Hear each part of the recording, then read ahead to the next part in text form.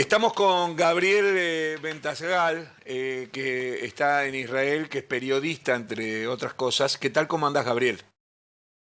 ¿Cómo va, Sergio? ¿Todo bien? A ver si te veo. Ahí te veo, ahí te veo. Bueno, primero un gusto recibirte acá. La verdad que te he visto ya. ¿Llevas la cuenta de cuántas entrevistas has dado específicamente desde el sábado 7 de octubre?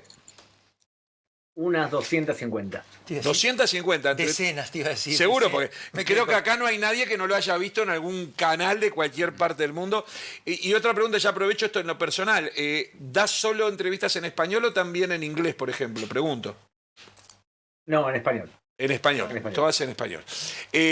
Gabriel, Pará, hay ¿eh? un tema más importante. Sí. Yo hace 20 años hacía un corto semanal en Sí, buscadores. ya sé que Hace fuiste 20, hace 20 años, ¿vos entendés hace cuántos años que está vos en el aire? un iniciador. Desde la época desde en el que yo arranque vivía en casi. Uruguay, imagínate. por eso. Gabriel vivió en Uruguay, es argentino, es israelí hoy en día, pero él vivió en Uruguay y tenía su micro semanal aquí en Buscadores. O sea, fue uno de nosotros. Ha sabido estar como estamos nosotros acá. Es tal cual, es así. Y bueno, y hago abuso de esta amistad porque alguien que fue entrevistado ya 250 veces por distintos medios del mundo. Cada canal que yo pongo aparece Gabriel porque creo que es una referencia. Voy a hacerte algunas preguntas. Además, quiero contarte esto en lo personal. Yo no venía al programa desde que estalló desde el sábado 7, digamos, no vine. Y lo voy a decir públicamente, preferí no venir la semana pasada, porque no quería ni hablar ni callar. Y quería que mis compañeros pudiesen tratar el tema con tranquilidad. Entonces yo, digo, teníamos por interno charlas, discusiones o no, estar de acuerdo, no importa. Pero lo que digo es, en el programa me parecía que daba como que para lo que pasó aquel sábado, si bien no calmó nada, sino que la cosa está difícil, pero por lo menos salimos de la primera gran sorpresa de que estamos ante un lío. Y entonces hoy es la primera vez que vengo y es la primera vez que hacemos referencia con alguien como vos. Entonces, Gabriel, yo te quiero hacer esta pregunta porque mucha gente me lo tira encima a mí, que fui presidente del Comité Central Israelita, y vos sabés que para los judíos, ya sea un jugador de Hebraica Maccabi, como o presidente del Comité Central Israelita, o un rabino, o un estudiante en Sudáfrica que sea judío, o en Holanda, es todo lo mismo. Pensando en eso, cuando me dicen Gaza es una cárcel a cielo abierto, ¿qué les contestás vos cuando te lo dicen? ¿Uruguay es una cárcel a cielo abierto? Pregunta. No, pero acá podemos salir y entrar cuando queremos. Bueno, pasa lo siguiente. Gaza tiene todas las condiciones de lo que se llaman las premisas de Montevideo. En Montevideo hubo una reunión para establecer qué era un Estado. Y un Estado tiene que tener 4 cualidades. Tiene que tener una población clara, tiene que tener un territorio claro, tiene que tener un gobierno efectivo y tiene que tener posibilidad de tener relaciones exteriores. Según las premisas de Montevideo, Gaza es un Estado. Es verdad, es un Estado chico, 350 kilómetros cuadrados, pero es un Estado que está en guerra contra el Estado de Israel. Y como está en guerra, Israel, por un lado, mantiene un bloqueo que va cambiando según las épocas, pero Gaza también tiene salida a Egipto. Entonces, perfectamente, la Franja de Gaza no tiene una guerra contra Egipto. Podría perfectamente salir por ahí. También los gazatíes entran en Israel. De hecho, antes de este conflicto armado, 20.000 gazatíes entraban a trabajar o a hospitales dentro de Israel. Pero hay que decirlo, Gaza está en guerra contra Israel. Y por lo tanto, de la misma forma que Argentina no mantiene una cárcel abierta en Uruguay, porque además no están en guerra, pues son 2 estados diferentes, Israel y Gaza son 2 estados diferentes, con 2 poblaciones diferentes, donde no hay ocupación, pero están en guerra. O sea, México no es una cárcel porque los mexicanos no todos puedan pasar a Estados Unidos cuando tengan ganas. Sería Es eso. que cada país tiene derecho a decidir cuándo un ciudadano de otro país puede entrar a su territorio. Ahora, Con la... sí, le da más gravedad el hecho de que Egipto, que es un país de los principales potencias, no sé en qué orden lo colocás, cuando hablamos del mundo musulmán, Irán y Arabia Saudita aparecen como dos grandes liderazgos. ¿Y cuál es el papel de Egipto? ¿Egipto no es de ese tamaño en ese sentido? Sí, pero vos tenés países sunitas, tenés países chiitas. Irán es el líder del mundo chiita, Arabia Saudita en el mundo sunita. Pero los países sunitas tienen cuatro países fuertes. Arabia Saudita, Qatar, Turquía y Egipto. Egipto odia al Hamas, por eso no deja entrar a ciudadanos de Gaza en Egipto. Los odia porque el Hamas son los hermanos musulmanes. Entonces, de la misma forma que Israel y Egipto son aliados contra el radicalismo islámico, Perdón. por eso Sí. Egipto. Los hermanos musulmanes es el nombre de un grupo terrorista, digamos. Es así, todo radical islámico tiene una acción social. Levantan escuelas, hospitales y demás. Y en el año 1928, para oponerse a los occidentales, crearon un movimiento llamado los Hermanos Musulmanes. Eso es ideología o en árabe, dawa. Ellos piensan que en un momento determinado, cuando sean muy fuertes, pasan a fase violenta. Entonces, a veces se llaman la Jihad Islámica, pero surgen de los Hermanos Musulmanes, y otras veces se llama Hamas. En el caso del Hamas, pasó de la fase de educación a la fase violenta en el año 88. Una pregunta, ¿cuántos musulmanes hay en el mundo? 1.600 millones. ¿Cuántos judíos hay en el mundo? Como mucho 15. 15 millones y 1.600 Como millones. mucho. ¿Cuántos países musulmanes hay? 55. Bien. Hay un amigo que no es judío, pero que ve con simpatía y con horror lo que está pasando, digo con simpatía hacia Israel y con horror lo que está pasando, me dice, ¿por qué nunca dicen que en realidad Hamas no es un grupo terrorista, es el gobierno de Gaza? Porque si fuese una pelea entre dos países en donde el gobierno de un país ataca a mansalva al otro, el gobierno del país atacado responde y la gente diría, ¿qué querés? Mirá lo que te hicieron. ¿Por qué se insiste en que es terrorista y no se dice lo que capaz que es más efectivo, que es la verdad además, que es el gobierno? ¿No es acaso jamás el gobierno de Gaza? Por eso te expliqué lo de las premisas de Montevideo. Porque yo creo que el Estado de Israel debería declarar, y varios países de Occidente también, que Gaza es un Estado independiente, que tiene un gobierno independiente, que es el Hamas en la Franja de Gaza.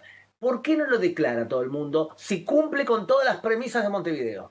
Y bueno, no lo declaran porque existe todavía la esperanza de poder crear un Estado palestino que incluya Cisjordania, que está en manos de la autoridad palestina, Claro. y la Franja de Gaza, que está en manos de Hamas, cuando la autoridad palestina y el Hamas se odian. Entonces, por eso no se dice, pero seamos reales. Gaza es un Estado aparte. Yo creo que habría que reconocerlo como un Estado aparte. Sería mucho más fácil de explicar que hay una guerra entre Estados. Ahora, Gaza lucha contra la ocupación. ¿A qué ocupación se refiere? Bueno, esa es la forma que le hace creer a muchos occidentales. Lo voy a explicar de la siguiente manera. Sergio, nos educan, tanto periodistas como las universidades, que los conflictos son materialistas. Significa, hay una guerra por agua, por petróleo, por tierras. Se llama materialismo histórico, o sea, es la forma más fácil de explicar. Entonces, cuando se piensa sobre el conflicto palestino-israelí, se va a decir, hay una ocupación, por eso hay conflicto. Ahora, cuando le preguntas a alguien, dime dónde hay ocupación en la Franja de Gaza, no te puede responder, porque no hay ocupación. El ejército israelí, los civiles israelíes salieron de la Franja de Gaza en el año 2005. No se cumple ninguna premisa legal para que haya ocupación. Pero ¿por qué le dicen que hay ocupación?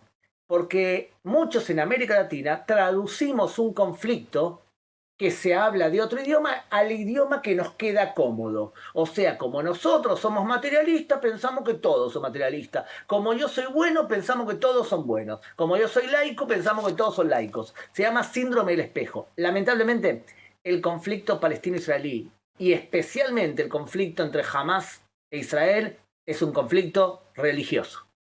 Hamas, cuando mata y asesina a judíos, no grita ocupación, ocupación, que vivan los gremios, Yankees go home. Hamas grita Allahu Akbar.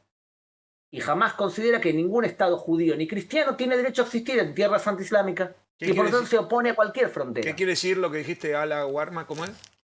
Allahu Akbar significa Alá es el más grande entre todos los dioses. Eso es lo que... en este momento, ¿qué es lo que está pasando hoy? Si vos tuvieses que decir, ¿en dónde estamos parados hoy?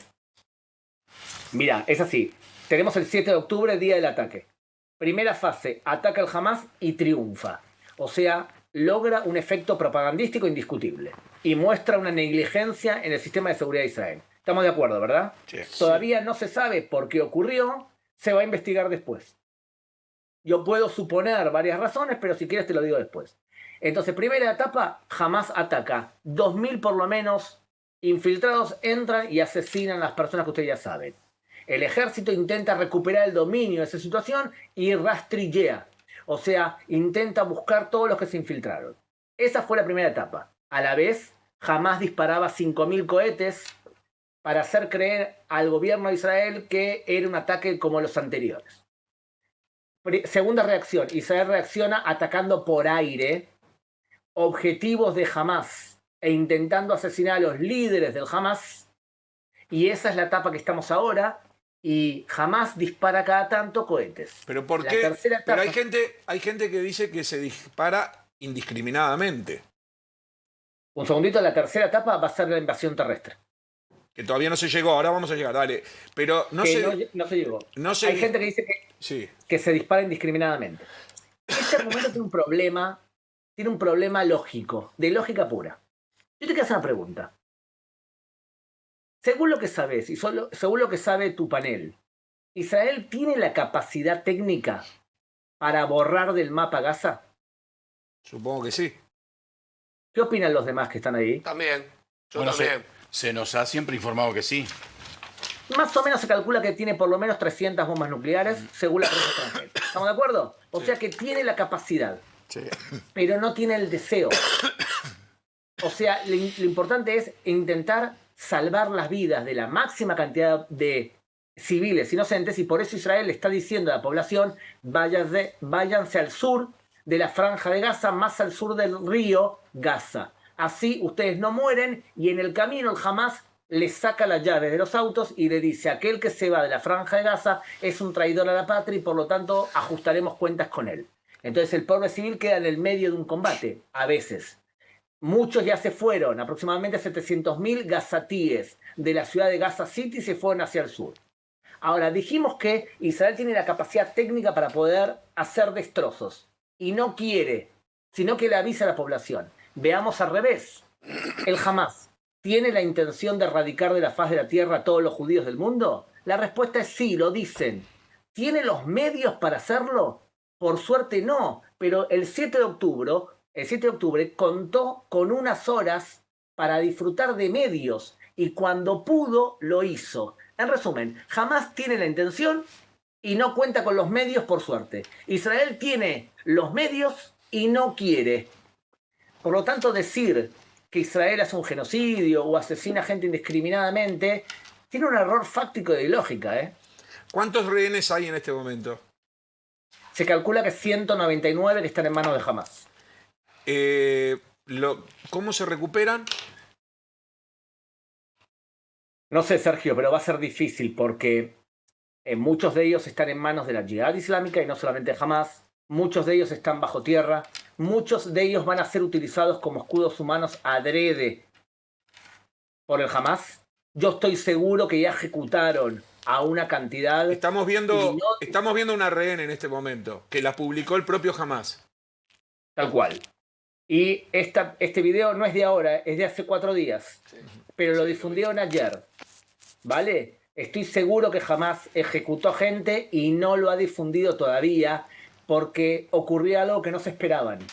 Y es que las imágenes de lo que hicieron fue tan terrible que el mundo empezó a asociar a Hamas con ISIS.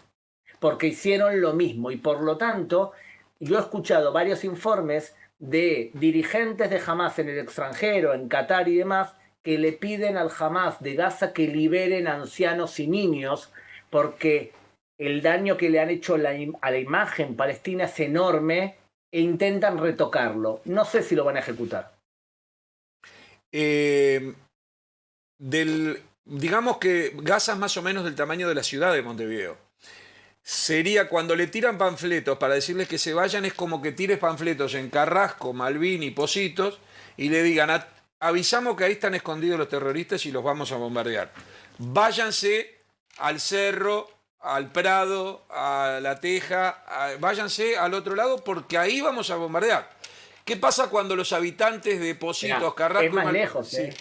¿Eh? Es más lejos, porque desde Carrasco a Malvin, perdón, al Cerro, no creo que haya 35 kilómetros. ¿Hay 35 kilómetros, 40 No, kilómetros? menos. No, menos. Pero menos. 20 y poco. Sí, 20. 20 y poco, pero... Desde el 20 Pinar alguno. al centro. Sí, hay pero 30. Bielsa lo recurre. Sí, Lo pero, recurre. sí, pero la superficie de total de Montevideo es más o menos la misma, está distribuida de otra manera, no es una franja, sino que es más redonda y eso hace que no haya tanto. Pero para ejemplificar, se le dice a la gente, salí de este barrio porque acá están escondidos los que tienen los secuestrados, los vamos a atacar, vamos a entrar, va a ser un mano a mano, va a ser una carnicería, váyanse. ¿Qué pasa cuando se quieren ir los que viven en el equivalente, por decir algo, Pocitos, Carrasco, Malvin, Buceo, y tienen que irse para La Teja? ¿Se agarran y no se van corriendo? No, no siempre, porque otra vez hay un sentido de que si te vas, después el Hamas va a ajustar cuentas contigo. O sea que hay un miedo y por otro lado hay gente en la Franja de Gaza que apoya al Hamas. Entonces hay un tema de que es importante, porque ¿cuál es la base del Hamas? De que vive de la simpatía, que ellos saben que cuando comience el conflicto por vía terrestre van a haber muchos muertos y eso va a llamar la atención de la prensa y va a aumentar la presión internacional en contra de Israel y se va a tener que detener el ataque. Miren, hace minutos empezó a circular una información, primero que el Hamas dice que murieron en un hospital por un ataque israelí 500 palestinos. Después empezó a decir que ya son 200 los palestinos y no 500. Y ahora empezamos a ver imágenes que fue un error, por lo visto, de un cohete que ellos se mandaron y que lo dispararon mal y que provocó un accidente interno. O otra versión que dice que había cohetes abajo de la tierra, o sea, en el subsuelo del hospital. Todavía no se investigó porque el portavoz del ejército de Israel dice, nosotros no hacemos declaraciones sin investigar. Tenemos que ver todos los misiles que disparamos para estar seguros de que nosotros no fuimos. Eso toma tiempo. El Hamas se aprovecha de eso para difundir información que ahora están circulando por todos los medios de comunicación. Claro, sí, esto corre por mi cuenta. Quienes degollaron bebés, quienes secuestraron ancianas, quienes hicieron toda esta masacre son los mismos que después te hacen el cuenta muertos y te dice, nos acaba de matar esto. O sea, ¿cuál es el valor de la palabra y del dato que te da esa gente? Bueno, lamentablemente hay mucha prensa internacional que cree eso. Yo voy a dar paso a las preguntas de mi compañero. Sí, Sergio, es muy importante lo que está diciendo, muy importante, porque todo radical islámico piensa de una forma determinada y para eso tienes que entender cómo piensa. Una de las premisas del radicalismo islámico se llama taqiyya, que en árabe significa ocultar la verdad. Se le puede mentir a un judío y un cristiano si favorece al Islam. Por lo tanto, pregúntate, ¿cuántos periodistas uruguayos, argentinos y de casi todos los países que nosotros conocemos están dentro de la Franja de Gaza? Te respondo yo, el mínimo indispensable, y las imágenes que tú estás viendo las filman cámaras que son palestinos allegados al Hamas que filman y le mandan las imágenes a las televisiones. Los periodistas no entran, por lo tanto, ¿quién te da los números de cuántos murieron? El Ministerio del Interior del Hamas. ¿Puede mentirte? Sí. ¿El periodista va y confirma que es verdad? No. No es un país democrático que vos vas y tenés la lista de nombres. Por eso digo, es llamativo como la gente compra con rapidez esos datos, que además siempre muestran una mala praxis. O sea, nunca mueren terroristas, siempre mueren mujeres embarazadas, si es posible, o niños, siempre. O sea, parece que es lo único que muere. Pero voy a ir a las preguntas de mis compañeros. Voy a empezar con Antonio Maeso por este lado. ¿Qué tal, Gabriel? Un placer. Justo hablando de... cuando están estas situaciones de guerra aparecen información de un lado y del otro. De alguna manera yo también me equivoqué en una comunicación, por suerte fueron 15 minutos y lo tuve que sacar. Ahora, hay algún tipo de información que yo quiero que vos me cierres, porque vos estás haciendo una precisión que es en Gaza. Todos son terroristas Yo acá había hecho una diferenciación que vos me la expliques, que también hay palestinos que no son terroristas, que por un lado está Hamás y por otro lado son palestinos, y vos de alguna manera los estás uniendo. Eso yo quiero que vos me hagas... El gobierno es Hamás. Bueno, pero el gobierno, por eso mismo, ha bueno, hecho el Goyo como Álvarez era uruguayo, Videla era argentino. El pueblo argentino no era pro Videla necesariamente. Ha hecho una unidad en ese sentido que yo pensé que era más diferenciada, por eso quiero que me lo aclares. Y segunda aclaración, Israel históricamente parecería ser que le mandaba la electricidad, el agua y demás. Y teniendo en cuenta esto, ¿cuáles son las razones por las cuales eso existía? Porque en definitiva es un grupo terrorista. Entonces, si podés hacerme ese tipo de aclaraciones, las dos, ¿no? A ver, la primera es complicada porque nadie sabe exactamente cuánto apoyo tiene Hamás en la Franja de Gaza. Evidentemente no todos los palestinos son Hamás, ni mucho menos, ¿está bien? No fue tampoco lo que dije yo. Lo que pasa es que cuenta con cierta base de apoyo. Periodísticamente hablando, tú le preguntas a un palestino y te dice lo del Hamás son mala gente, asesinan, no te dejan expresarte, y cuando le prendes el micrófono te dicen yo apoyo al Hamás, son los mejores. O sea que hay una cultura de taquilla, lo que te expliqué antes, Claro. extendida. Ahora bien, de los 1.600 millones de musulmanes, en la academia, ¿cuánto la gente piensa que piensan de forma radical? Bueno, aproximadamente el 10%. Algunos dicen que me quedo corto, ¿está bien? Más o menos el 10% piensa de forma radical. ¿Pensar de forma radical significa que vas a hacer un atentado? No. Podés pensar de forma radical sin ejecutar algo.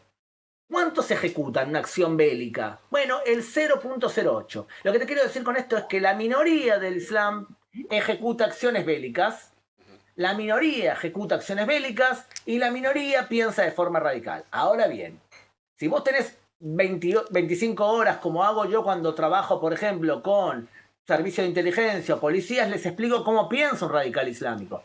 Te lo voy a hacer nomás en titulares porque en buscadores queremos darle al público una idea vaga de cómo piensa un radical islámico, ¿verdad? 5 variables importantes.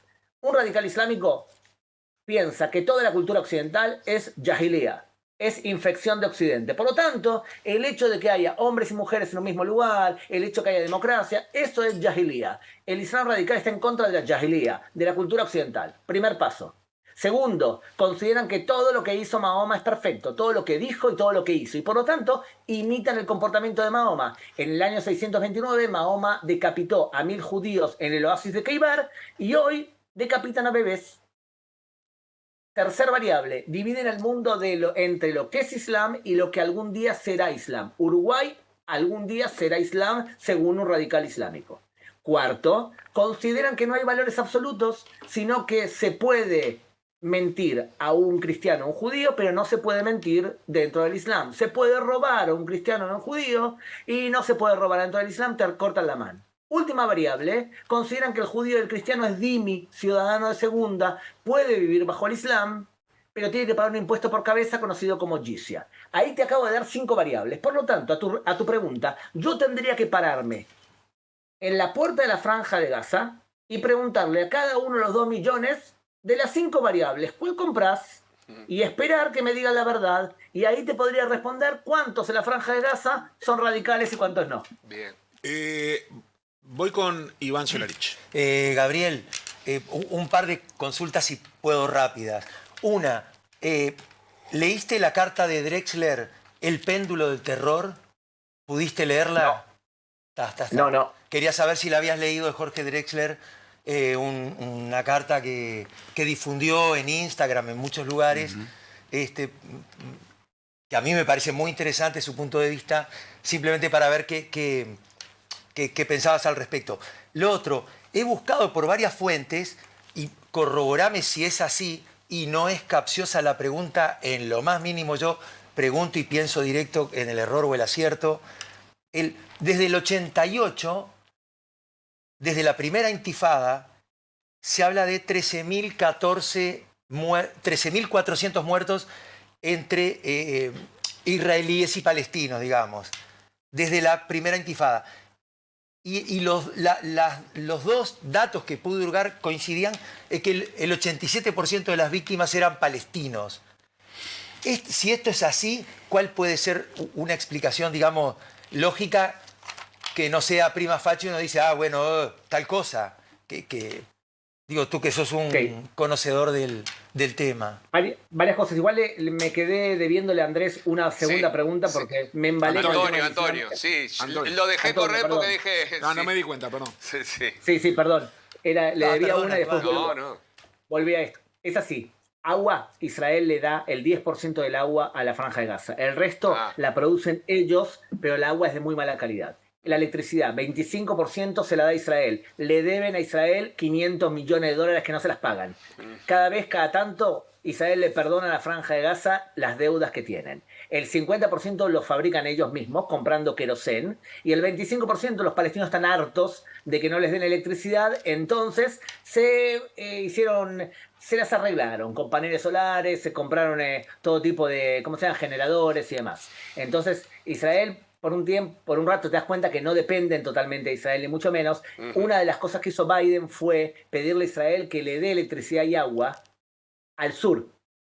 Cosa de que si se van al sur, no pueden argumentar que hay una crisis humanitaria ahí. Entonces, eso es lo que se está ejecutando de hecho ahora. Pero evidentemente, te imaginarás que si yo no te voy a dar electricidad para que vos fabriques cohetes y me lances los cohetes después a mí. Estás en guerra. Obvio. O sea, no pueden esperar que Israel le dé agua y electricidad cuando son un estado independiente y cuando te utilizan eso. Por ejemplo, el agua. Bueno, cortaron las cañerías de agua para hacer cohetes. ¿Vos me entendés? Sí, está claro. La Unión Europea le dio dinero para comprar cañerías y mejorar el sistema de aguas y utilizaron las cañerías y las cortaron para poder hacer cohetes. O sea que tenemos un problema con el Hamas en ese sentido. Con respecto a los números, desde 1920 hasta hoy han muerto más o menos unos 14.500 palestinos a manos de israelíes, y yo también he contado aquel que se suicidó. O sea, el palestino que se suicidó para matar judíos también está en la lista. Más o menos 14.500. ¿Y cuántos judíos a manos de palestinos? No de árabes en general, de palestinos. Unos 8.000. O sea que más o menos tenemos 14.500 a 8.000. Es verdad que en los últimos años, como bien has dicho, la cifra es mucho más desbalanceada. Lo que pasa es que hay un punto ahí a tener en cuenta. Si hablamos de cifras solamente y no quién es el agresor y quién es el agredido, podemos llegar a confundir a la audiencia. Porque hablando de cifras netas, si nos guiamos por las cifras y pensamos que quien muere más es el agredido, y entonces los nazis eran los buenos durante la Segunda Guerra Mundial, porque murieron 7.5 millones de alemanes y solamente 500.000 británicos. Entonces, según la lógica numérica, no hablamos de agresor y agredido, hablamos de una mirada un tanto, no en tu caso, pero un poco infantil. El que muere más es el agredido. No, el que muere más es aquel que expone a sus propios civiles a que los maten. Porque si vos disparás un cohete desde un edificio, estás invitando a que te disparen de vuelta. Mientras que eso ocurre, los israelíes salen corriendo a los refugios y desarrollaron cúpula de hierro. Por supuesto que cuando tú amas la vida, proteges la vida y muere menos gente. Sí, voy a agregar algo. El mismo fin de semana, ¿cuántos misiles cayeron en Israel durante la matanza de estos 1.400 israelíes? Más de 5.000. 5.000 misiles, Iván, cayeron en un fin de semana o en unos días. Murieron muy poquitos por esos 5.000. ¿Cuántos querían matar? Esa sería la pregunta. Si yo mando 5.000 misiles a edificios, a casas, ¿cuántos quiero matar? Con un misil por persona. 10.000 personas, claro. 15.000 personas. Ahora, no murió ninguno, son una manga de... Ustedes se van y se esconden, yo les mando el misil y ustedes van y se me esconden abajo la tierra y no los puedo matar.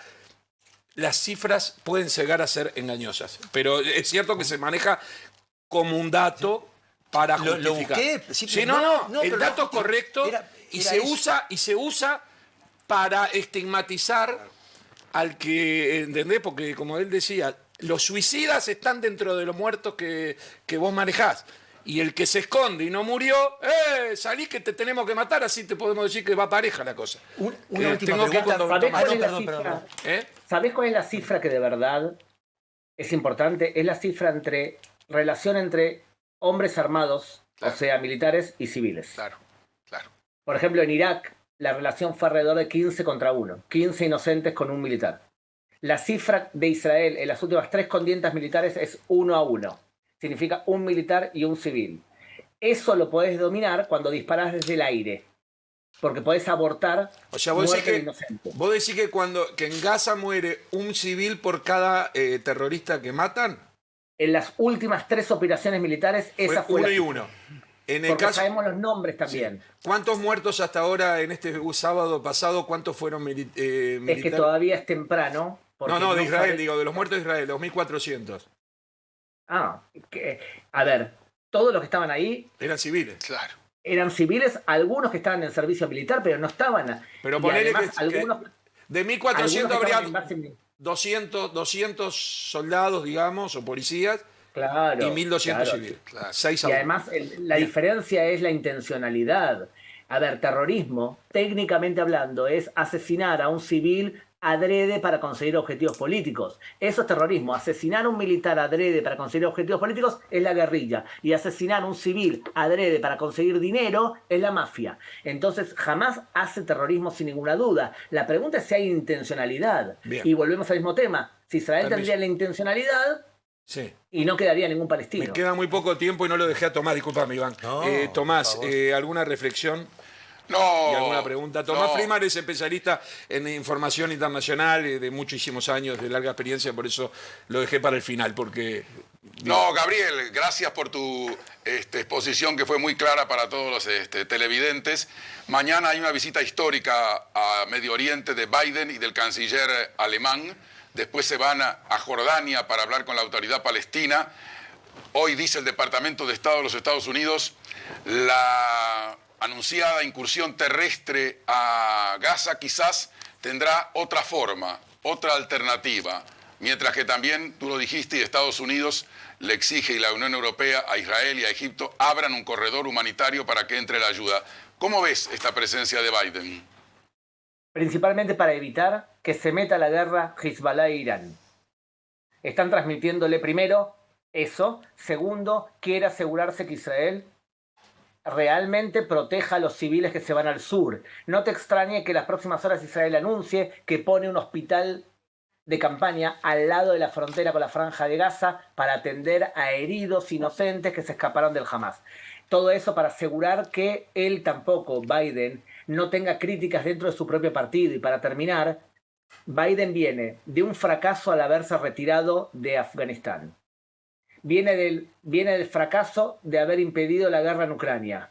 La única carta de éxito que le queda es que Israel firme un acuerdo de paz con Arabia Saudita. Si hay una guerra regional, esto se retrasa y quizás se lo pierda. Aparentemente Abbas cancela su encuentro programado con Biden, es una información que no sé, nos está llegando acá por internet, pero no, quiero chequearla porque hoy en día cualquiera te manda una noticia y la compramos como buena. Yo sé que Iván se quedó con ganas de más preguntas, pero no tengo tiempo. Se me fue el tiempo. Pero gracias. Perfecto. Igual Sergio, Sí. yo Sí. te voy a mandar cuál es mi evaluación de la visita de Biden. Y si le pegué, mañana abrís buscadores, decir, Dale. a mí me lo dijo primero mi amigo Gabriel, te Mándamela. digo lo que va a pasar para mí mañana. Mándamelo, que ya sea en audio o video. Podés mandarme un videito también que me sirve y lo pongo si te animás. Dale, Te autorizo después a ponerlo. a mostrarlo. A ver cómo estaba. Gabriel, la verdad que muchísimas gracias. Muy ilustrativo. Muy ilustrativo. Por supuesto que en el Uruguay, como lamentablemente pasa en muchas partes del mundo, mucha gente que no tiene idea de qué se trata, toma partido como que fuese un River Boca, un Peñarol Nacional, un Uruguay-Brasil, que juegan hoy, y entonces ahí ya sale cualquier cosa. Pero tu explicación fue clara, más allá de que tu corazón sabemos de qué lado está, y eso a veces hace que algunos quieran, o sea, la puedan cuestionar o no. Pero cada uno toma las conclusiones y después las puede chequear. Muchas gracias, Gabriel, por estar aquí con nosotros. Te mando un fuerte abrazo. Un abrazo a ustedes, gracias. Y mándame eso, dale, un abrazo.